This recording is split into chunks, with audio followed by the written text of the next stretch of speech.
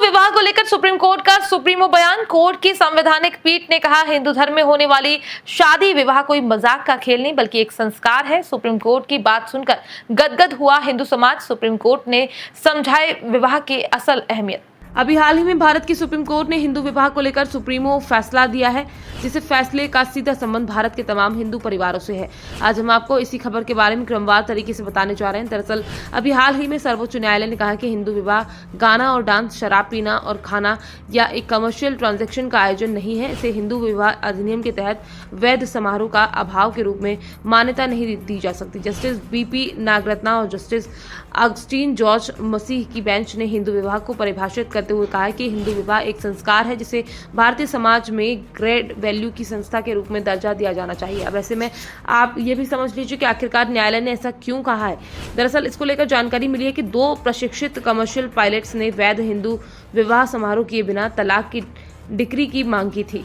इस मामले में पारित अपने हालिया आदेश में बेंच ने पीठ ने युवा पुरुष और महिला से आग्रह करते हुए कहा था कि इसमें प्रवेश करने से पहले भी विवाह की संस्था के बारे में गहराई से सोचें और ये भी जानें कि भारतीय समाज में उक्त संस्था कितनी पवित्र है। हिंदू विवाह को अपने शब्दों में बताते हुए कोर्ट ने कहा कि शादी, गाने और डांस, शराब पीने और खाने का आयोजन या अनुचित दबाव डालकर दहेज और उपहारों की मांग करने और आदान प्रदान करने का मौका नहीं है, बल्कि ऐसा करने से आपराधिक कार्यवाही शुरू हो सकती है। शादी एक कमर्शियल ट्रांजैक्शन नहीं है, ये एक गंभीर बुनियादी प्रोग्राम है जिसे एक पुरुष और एक महिला के बीच संबंध बनाने के लिए मनाया जाता है, जो भविष्य में एक अच्छे परिवार के लिए पति और पत्नी का दर्जा प्राप्त करते हैं। ये इंडियन सोसाइटी की एक बुनियादी इकाई है। सुप्रीम कोर्ट के बेंच हिंदू धर्म के शादी संबंधों को पवित्र बताते हुए कहा कि हिंदू विवाह प्रजनन की सुविधा प्रदान करता है, परिवार की इकाई को मजबूत करता है और विभिन्न समुदायों के अंदर भाईचारे की भावना को मजबूत करता है। हम युवा पुरुषों और महिलाओं द्वारा एक दूसरे के लिए पति और पत्नी होने का दर्जा हासिल करने की कोशिश करने और इसलिए अधिनियम के प्रावधानों के तहत वैध विवाह समारोह के अभाव में कथित तौर पर विवाहित होने की प्रथा की निंदा करते हैं।